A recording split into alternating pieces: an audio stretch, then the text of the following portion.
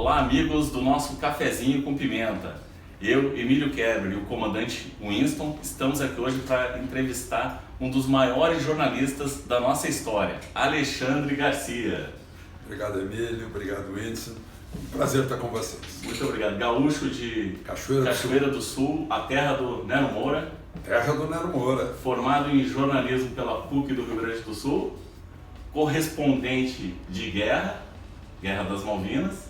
Guerra das Malvinas, Angola, Líbano. Líbano sob fogo de Kalashnikov. E foi também porta-voz do ex-presidente Figueiredo. Porta-voz de Figueiredo durante 1 ano e meio.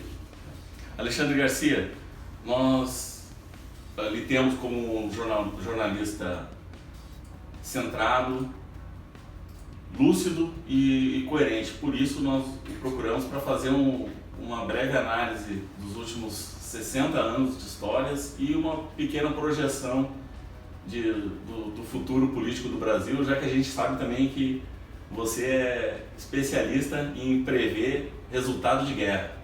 Pois é verdade. Não só de guerra, como de paz também. Tem coisas que eu estou vendo que estão dizendo agora, coisa que eu disse há 10 dias no meu YouTube. Privilégio para os que me acompanham no YouTube. Em 1960, você votou pela primeira vez em Jânio Quadros. E aí nós tivemos um período conturbado da nossa política, chegamos em 1964, hoje nós estamos em 2019. Quais as semelhanças daquele período de 64 com o período atual e as diferenças? Bom, primeiro eu queria falar no voto no Jânio, né? Quer dizer, eu comecei como eleitor frustrado, já comecei mal, né? É mais ou menos como o descobrimento do Brasil, que eu estou convencido por provas que foi lá em Touros, Rio Grande do Norte, né? E a gente então já começou com um negócio que não aconteceu. Mas frustrado e depois, de novo, rendido aos encantos de Jânio. Eu fui entrevistá-lo anos depois na casa dele e botei o título no bolso para cobrar dele. Depois de uma tarde inteira de conversa, acompanhada de vinho, né, diga-se de passagem, eu já estava querendo que ele fosse candidato de novo, votaria nele de novo. Muito carismático. Muito carismático. Então, nós temos aqui no Brasil uma sucessão de carismas, de líderes carismáticos, populistas, né, que conquistam a população e a gente vai atrás. Né? Eu mesmo fui atrás, né? Não posso culpar os outros que votaram errado aí, né? Aliás, por falar em votar errado, eu diria que quando aconteceu Brumadinho depois de Mariana, eu disse, pois a gente não aprende com os erros, tanto que reelegemos Dilma. Né? Mas você me perguntou sobre 64. As pessoas dizem aí, porque leram, né? Eu não li, eu vi, né? Que houve um golpe militar. Não houve nem militar nessa, né? Começou pela Igreja Católica. Depois os proprietários de grandes jornais e redes de rádio e televisão. O Olímpio Mourão Filho entrou assim meio na emoção, e aí não teve como, aí tinha que usar o dispositivo que estava pronto para qualquer problema de lei e ordem. Né? Mas foi tanto que, quando eu estava defendendo a prefeitura de Encantado, Rio Grande do Sul, de arma em punho, aos 23 anos, funcionário do Banco do Brasil como voluntário, o prefeito me disse que o grupo dos 11 do Brizola iria atacar a prefeitura para formar ali um núcleo de resistência, né? Quando eles perceberam que a prefeitura seria defendida, tá, em poder dissuasório das armas, não atacaram a prefeitura. Foram atacar quem? Quem estava desarmado, o padre Vigário. Foi atacado a tiros de 22. Por quê? Porque o padre Vigário pregava no púlpito, em todas as missas, que o comunismo estava chegando e que a Igreja Católica tinha que reagir, que os católicos tinham que reagir. Por isso que eu digo, a primeira força ideológica que moveu 31 de março de 64 foi a Igreja. Depois aderiram os grandes jornais e emissoras de rádio da época. A televisão não era tanto assim, né? Para reagir aquelas promessas, aquelas ameaças do José Serra, muito mais que o Brizola, né? De invadir tudo, de tomar conta, de implantar um regime bolchevique, né? Do dia 13 de março, depois aquelas decisões assim o governo tomar conta de fábricas, de propriedades agrícolas, houve essa reação muito cívica e não militar. Sem derramamento de sangue? Sem derramamento de sangue. Os militares vieram depois, e aí se impuseram, porque quem tem a arma se impõe. É o que eu costumo dizer, olha, vamos ficar na lei e na ordem, hoje em dia, né, na lei e na ordem, porque fora da lei e da ordem é a lei da selva. A lei da selva ganha quem tiver o melhor calibre, a melhor cadência de tiro. Né? Então, eu testemunhei. Né?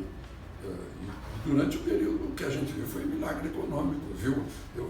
Eu estava estranhando que não era notícia o fato de um presidente da República entrar no Mané Garrincha, entrar no Morumbi e não ser vaiado, mais do que isso foi aplaudido.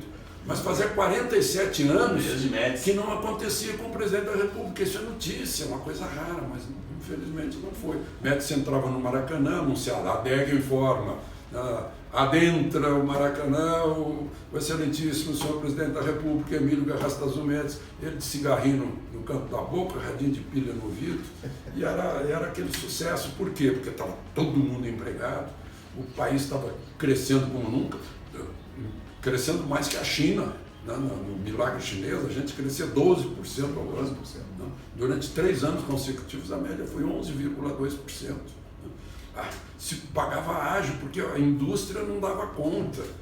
Faltava matéria-prima porque a indústria estava a pleno emprego. E o que foi isso? Milagre econômico? Não, foi um milagre de postura da cidadania. Foi por causa do otimismo e do entusiasmo. Que aí todo mundo investiu no futuro, e aí investiu, e aí entrou na roda do livre mercado e do crescimento econômico. Entusiasmo. E esse momento de 64, essa turbulência política daquele período, tem alguma relação com a turbulência que a gente viveu de 2016 com o impeachment até a eleição do Bolsonaro? Pois é, porque os meios de comunicação entre as pessoas eram diferentes. Então, havia isso sim, ligas camponesas, Francisco Julião, Gregório Bezerra, Miguel Arraes, quer dizer, as pessoas se armando, o pessoal que tinha ido à China recebeu instrução, a Cuba recebeu instrução, né?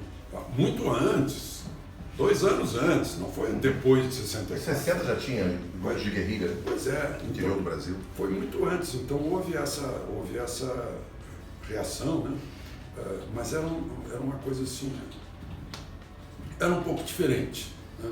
Eu diria que agora as pessoas vão para a rua, estão se manifestando, né? Alguns pacificamente, outros com violência, né? Inclusive, nesse momento em que a gente está gravando, é o dia depois que uma senhora de 53 anos morreu por ter inalado fumaça num desses pneus queimando na Avenida Antônio Carlos, em Belo Horizonte, na sexta-feira. Né? Então houve morte, inclusive, alguém matou. Né? Houve um crime aí, mas enfim, hoje as pessoas talvez descarreguem muito nas redes sociais, sua força de espírito. O Rubem Ludwig uma vez me disse que não são as armas que matam, nem as mãos, são os cérebros que fazem as mãos pegar pedra, paus, coquetel molotov ou armas. Né? Então, eu acho que descarregam um pouco nas redes sociais os ódios do cérebro, os seus argumentos. Depois vão para a rua, alguns não conseguem descarregar e tocam fogo, destroem, né? Outros simplesmente portam a bandeira brasileira. Sim, isso aí. E dia 30 vai ter outra manifestação, né, a nível nacional, para pedir aí que a Lava Jato seja preservada, que estou querendo realmente atrapalhar aí o trabalho da Lava Jato, né? Apoiar o juiz Moro, porque até onde nós sabemos o que foi dito por ele e o procurador, não foi nada demais, eu vi manifestação de pessoas, o ex-presidente supremo, Carlos Mário Veloso, um juiz que escreve no Correio Brasileiro, esse ex-juiz, foi juiz federal por 7 anos, Sacha Calmon, diz que não vê nada de extraordinário, professor de Harvard diz que não vê nada. Os meus amigos advogados dizem, isso é o que chamamos de embargo auricular ou embargo de orelha, é aquele cochicho que está entre as partes. Ele mesmo, esse meu amigo advogado, disse: eu cansei de conversar com o juiz e nunca o promotor reclamou. Porque a gente conversa, não é que o juiz esteja, no caso do Moro, por exemplo, o juiz não está decidindo, não está orientando, não está interferindo no seu julgamento isso. É uma questão administrativa para agilizar o processo funcionar melhor para ambas as partes, né? Então foi o que se viu aí nessa tentativa, que deve ter sido uma conspiração, porque um sozinho não faz isso, deve ter sido bem pago, né? Porque essas coisas custam, devem ter sido contratados hackers aí, de primeira linha, formados na Europa. Sim. Bom, adiantando aqui nossas perguntas, qual foi a importância de conviver com o ex-presidente Figueiredo e o senhor também como porta-voz da presidência? Como foi essa experiência? Pois é, como jornalista, foi a experiência de ver como funciona o outro lado. Foi me situar do outro lado do balcão. Isso me ajudou muito, dali para frente, com a visão de como as coisas funcionam lá dentro. Hoje em dia, né, passados aí quase 40 anos, a engrenagem é a mesma. Se eu souber de 10% de algum fato, eu posso até deduzir o que vem de restante no processo de decisão, no processo decisório. Eu estive lá no Palácio alguns dias atrás e vi que as coisas são da mesma forma, as relações funcionam assim. Eu não sei se o espírito do poder que está lá dentro, sob o qual todos ficam submetidos, né? Não varia tanto, né? Não varia tanto, pois é como o advérbio, não varia. Bom, como foi cobrir a Guerra das Malvinas, a conversa dos almirantes que não acreditavam que a Argentina poderia perder essa guerra? Foi uma parte. Pode falar um pouquinho sobre isso? Uma parte interessante. Eu estava cobrindo a guerra e era o único jornalista sul-americano que estava dizendo que os ingleses iriam voltar e retomar a ilha, né? As ilhas, aliás, né? Falklands e Geórgia do Sul.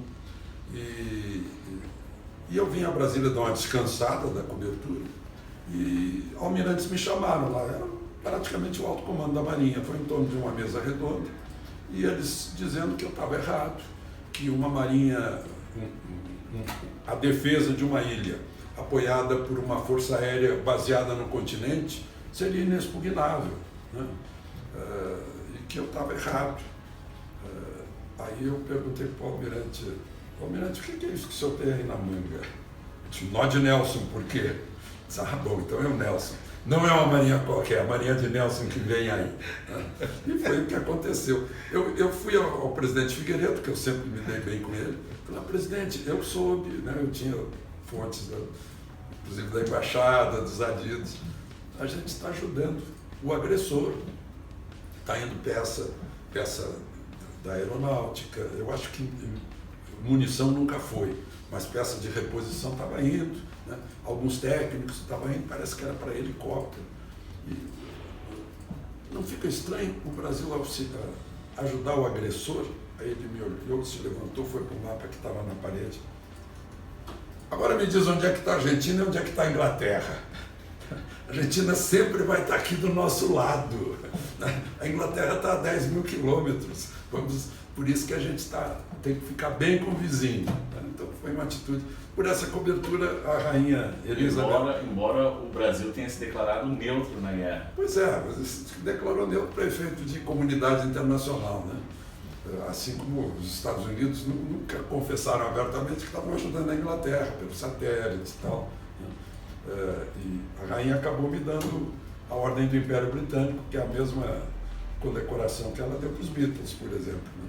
E agora, interessante nessa guerra foi a minha conversa antes da entrevista com Pinochet, no Chile.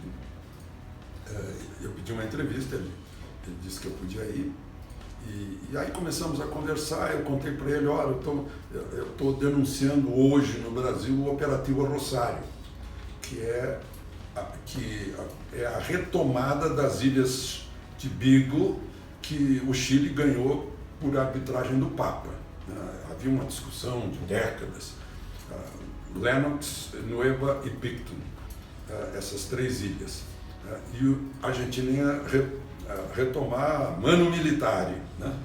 E aí eu disse para ele, estou denunciando isso. Ele me olhou assim, qual é o melhor serviço secreto do mundo?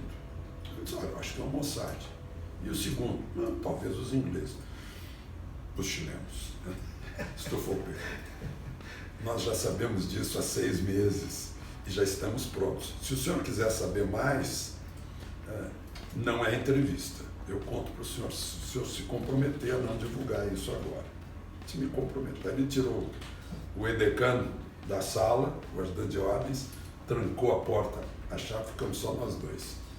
Aí ele contou, pois é, o segredo é o seguinte, neste momento, nossa marinha está no sul, tanto que quando afundaram Belgrano, os primeiros a chegar foram os chilenos.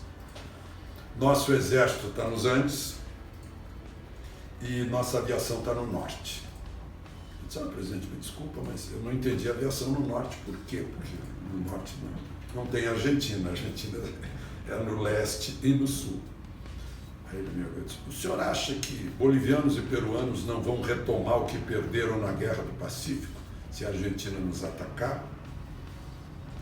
Eu disse, desculpa, presidente, eu não lembrei disso. É verdade. O Chile, então, está cercado de inimigos. Aí ele estufou o peito. Se pero será uma buena peleia. Ele disse, pô, tem gente em casa. E não aconteceu nada, né? Infelizmente estão bem hoje, Cone Sul vai bem, né? Sim, aliás, o Cone Sul estava no olho dos que estavam no olho da passagem do Cabo, da Boa Esperança e da passagem do Cabo Horn, na estratégia mundial. Se não tivesse havido o que houve, os americanos teriam aqui no Cone Sul ou na América do Sul um quintal comandado por Cuba. Não teria caído o Muro de Berlim, nem teria fechado o Kremlin. Né? Eu acho isso, mas enfim. É um dominó, né? Cai uma pedra aqui e vai... É um dominó. Jogo de guerra.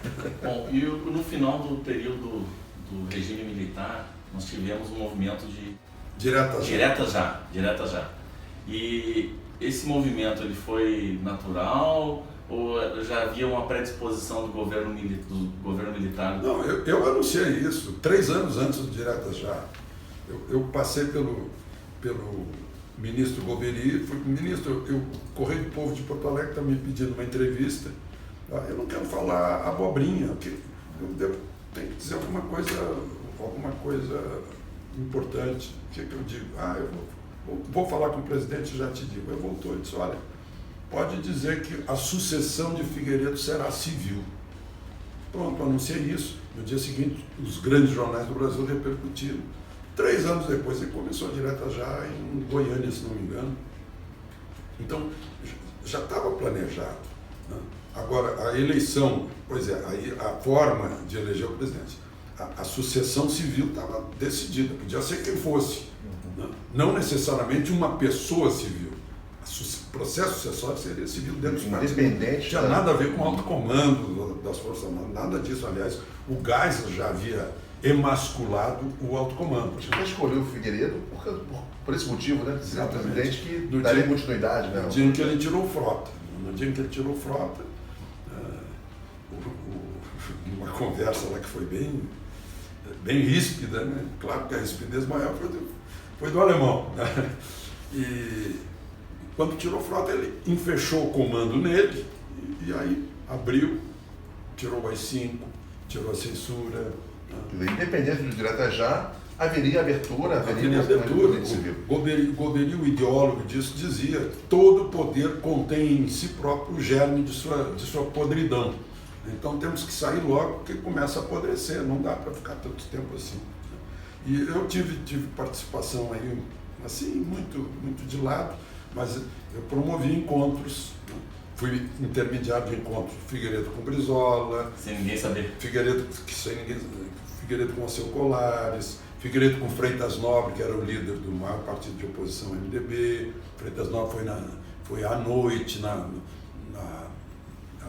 no apartamento dele. O Brizola primeiro me perguntou, olha, diga lá para o Figueiredo que eu seguro os meus radicais, ele segura os dele e a gente vai conversar Figueiredo ainda me olhou assim, e você acreditou? Eu disse, não interessa se acreditei ou não, ele está querendo conversar com o senhor. Então eu disse para ele vir. Né?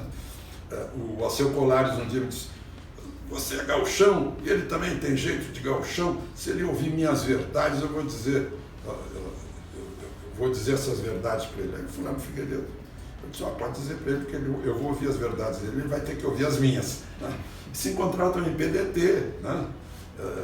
Então, foi assim que se chegou sem nenhum problema. Teve problema aí de radicais, aquela bomba lá no Rio Centro, né, aquelas tentativas lá, aquela carta-bomba lá na sede da Associação Brasileira de Imprensa. Né?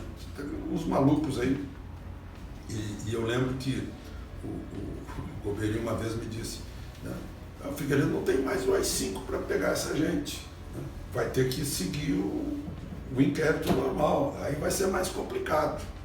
Então, tinha consciência disso, porque o Geisel, quando tinha mais 5, tirou o Edinardo, lá de São Paulo, do comando de São Paulo. O Figueiredo já não tinha mais mais 5 para fazer coisas assim, tinha que seguir os trâmites legais. Né? Então, 1989, o Fernando Collor. Nós tivemos o último debate, eram 22 candidatos naquela época, a primeira eleição direta, depois de tantos anos, desde Jânio Quadros.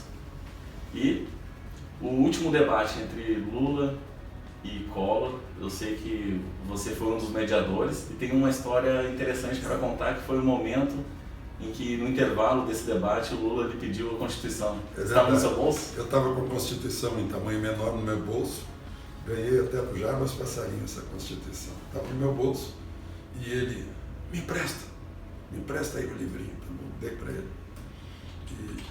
E lá, eu fui o mediador da última parte, do último debate, e eram os últimos minutos de campanha eleitoral. Estava chegando a meia-noite e não podia mais falar em nada.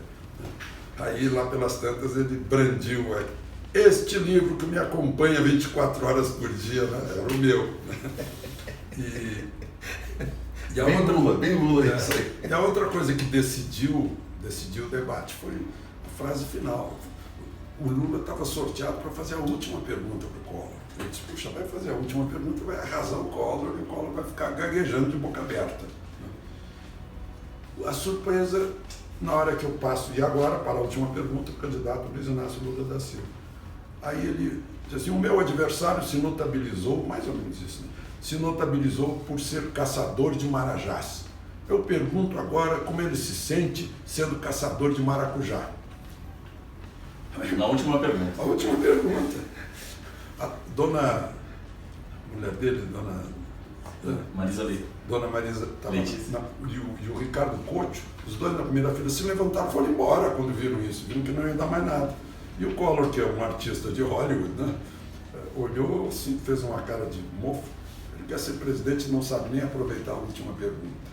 Então, já que eu não tenho nada para responder, eu quero me dirigir ao senhor, à senhora, que vão votar daqui a 2 dias, não sei o quê.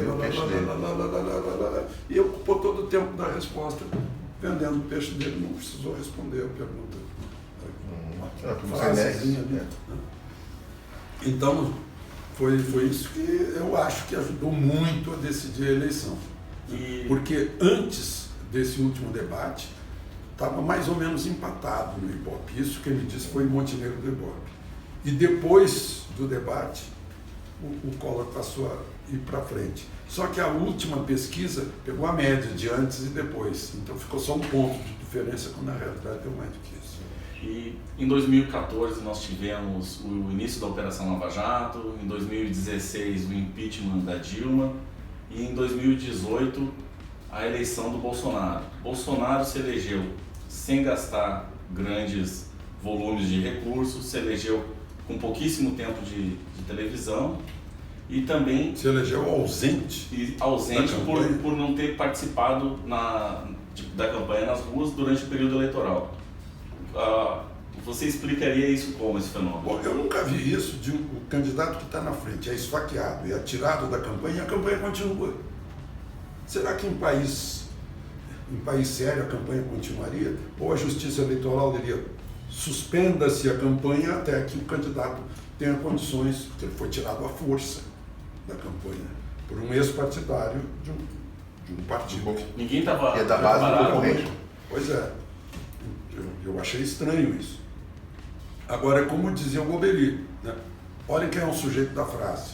Ele se tornou sujeito de todas as frases, propaganda gratuita, né? Inclusive os que falavam mal, inclusive os que faziam debate com todos menos ele, mas só falavam dele. É como se ele estivesse presente, né? Eu não entendi tanta ingenuidade dos opositores.